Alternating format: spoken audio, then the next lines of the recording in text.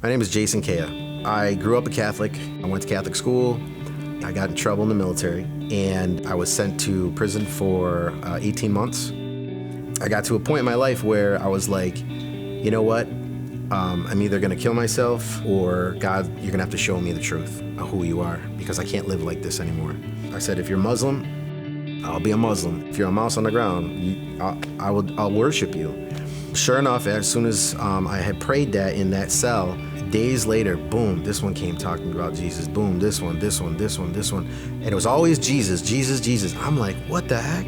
So I knew it was God, because he was the only one in that room, in that jail cell with me. And so in the prison, I went to a Pentecostal church. I had never seen so much joy in my life. Like in Catholic church, we're like, you can't say anything. And when I went to this church, they were jumping around, dancing, they were all singing songs. I'm like, I didn't know what to do with myself. But there was something special about that, and I was so attracted to it.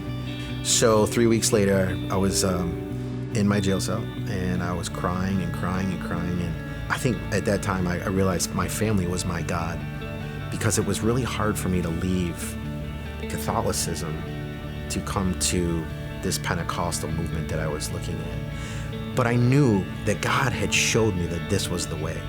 To be born again was the way. I was crying, and I said, Lord, I receive you into my heart as my personal Savior. And that's when I became born again. A couple weeks later, I was walking in the prison. I looked up, and there was a light, and the light came into me. And it was the most powerful, amazing feeling of love I've ever felt in my entire life. It was so strong that I almost fell to the ground. I could hardly stand.